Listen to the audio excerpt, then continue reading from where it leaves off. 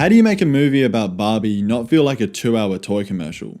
That's a question that Greta Gerwig had to address when making this movie. Sure, there have been films like the Lego Movie, but more often than not, you end up getting something like Transformers or Trolls when these toy properties are adapted for the big screen.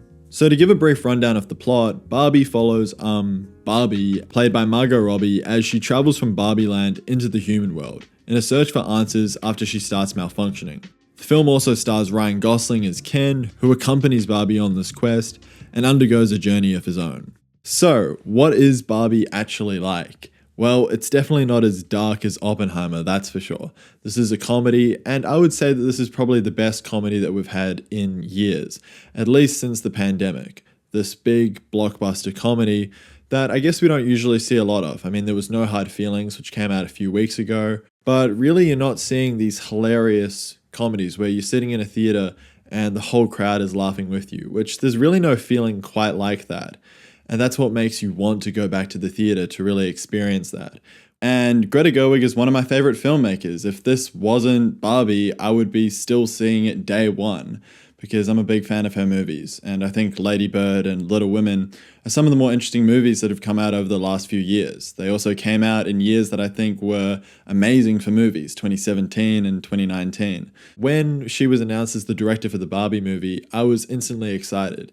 Because this is a movie that, if directed by someone else or it had a different creative team, I wouldn't be too excited about, because I feel like this concept's already been done in the Toy Story movies, where Ken and Barbie were actually very likable characters in those films. But seeing Margot Robbie and Ryan Gosling get attached to the cast, the hype was through the roof really, because those are three of my favorite people working in film. And I was sitting there during the dance sequence, which there's, by the way, this awesome dance sequence with the song from Dua Lipa, Dance the Night. And I was sitting there during that scene and just thinking, this movie is written by Greta Gerwig and Noah Baumbach. You know, the same people that wrote Frances Ha and Mistress America. And of course, Noah Baumbach also did Marriage Story, which was big a few years back.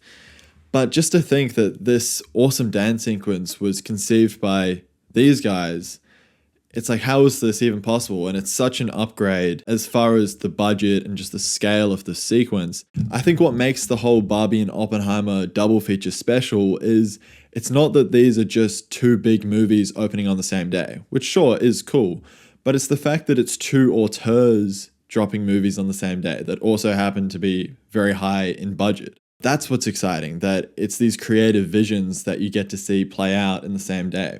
But back to Barbie, to talk about the cinematography for a little bit, Greta Gerwig has talked about her inspirations on this film a fair amount. She did a video with Letterboxd actually, and there was a list of about 30 movies that inspired her. And some of these include old Hollywood studio musicals from the 30s, 40s, and 50s. In particular, I wanted to highlight The Wizard of Oz and Singing in the Rain. There's actually a dream dance sequence in here between the Kens, and that's very much like Singing in the Rain. But I really liked how practical this movie looked. I don't think there was many special effects at all, and all of those colors that you see in Barbie Land were actually made in a studio, and the walls were painted and whatnot. And I love that. I love how it contrasts the scenes in the real world, which are very grey. Now that could be critiqued because it does look somewhat bland in comparison to the other sequences. But I think it works because it is just such a contrast to the beautiful colors, the beautiful primary colors that we see in Barbie Land. My biggest criticism with these real world sequences was the product placement. There's this car chase that happens around the middle of the movie where Barbie is escaping from the headquarters of Mattel.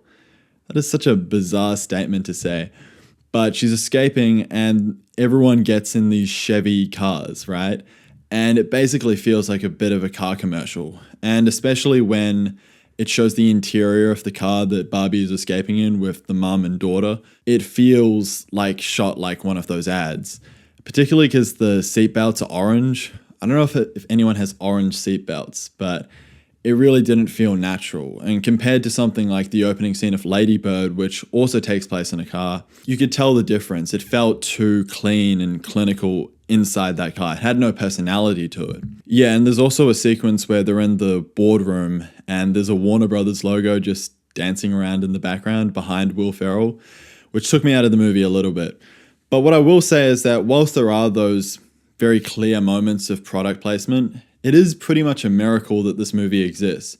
And when I saw Oppenheimer and Barbie together, me and my friend had a discussion afterwards, and we talked about which was the more ambitious movie. And I think we settled that Barbie was, because it talks about Mattel inside the movie. It critiques the company that is funding this movie.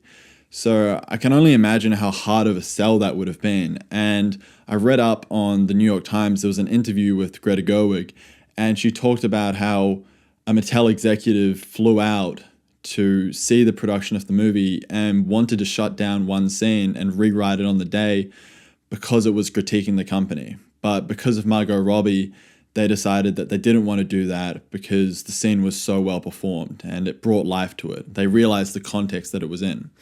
But that was the sort of stuff that Gerwig had to put up with in the creation of this movie. And it is actually a really subversive script. Perhaps my biggest criticism with the movie is it doesn't quite go there. There are feminist themes in the film, but if you're educated about feminism, this isn't really going to change your perspective by very much.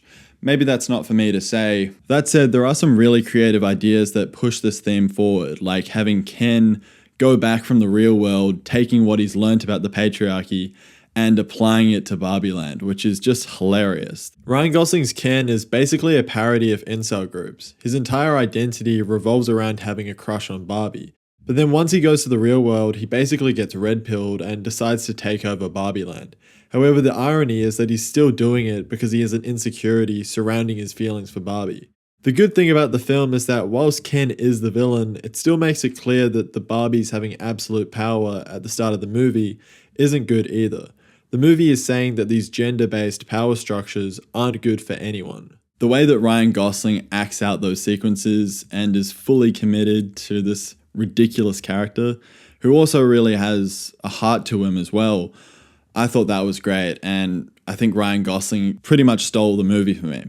That said, Margot Robbie has a great performance here as well. Compared to Ken, she plays it much more straight. She's a more sincere character, and there are a lot more emotional beats with her. The scene where America Ferrera basically gives this speech to her to reinvigorate her was a powerful moment, even if it was written a little on the nose. But I think sometimes you do need to be a bit on the nose with the themes that this movie is talking about. This movie also deals with the theme of mothers and daughters, which is basically a trademark of Greta Gerwig at this point. Of course, Lady Bird focuses heavily on that, and also Little Women, and now this movie with America Ferrera and her daughter. In particular, America Ferrera's speech at the climax of the movie is basically the highlight, and it ends up deprogramming Barbie from losing her identity, but I think it's also intended to have that effect on the audience as well. I think this is a great family movie because when I mean family movie, I don't mean specifically kids movie. Oftentimes the family label means that it's just for kids. But what I think about when I hear the term family movie, I'm thinking about movies like The Incredibles, like the Lego movie, which I watched as a kid and I found were fun because they were funny and they had great characters, great action scenes. But as I've grown older, I get more out of them. You know, I could imagine someone who's 40 years old looking at The Incredibles and relating to the midlife crisis that Bob goes through in that movie. That's Mr. Incredible. There's a lot of themes and subtext in those movies that apply to an older audience. Now, maybe it's not incredibly deep, but it definitely works. And I think that's what Barbie's doing, where I think little kids, both boys and girls, could get something out of this film. But there's also stuff in here like some of the humor that will appeal to an older audience. And I love it when movies do that. Those are some of my favorite movies when you have something there for everyone. I reckon the best line of dialogue in the movie was from Helen Mirren, who plays the narrator. At the end of the movie, she's like, Barbie went from the pastels and plastics of Barbie Land to the pastels and plastics of Los Angeles. That's a classic Noah Baumbach and Greta Gerwig line, and you can really tell that they carried that over from their previous work. So even though this is a huge movie and it definitely has to deal with these corporations and Mattel and Warner Brothers, they managed to get their own creative voice through the film. So I do want to bring up the soundtrack just real quickly because this is one of the best movie soundtracks that we've had in a while. I mean, Haim, Charlie XCX, Dua Lipa, Tame Impala. It's really stacked and the songs that they made for this soundtrack were really good. Anyway, to wrap this up, definitely go see this in the cinema if you haven't already. And if you have, let me know down in the comments what you thought. And also, if you like this style of me doing reviews, I'd like to hear your thoughts as it means a lot to me. Anyways, don't forget to subscribe and have a good one.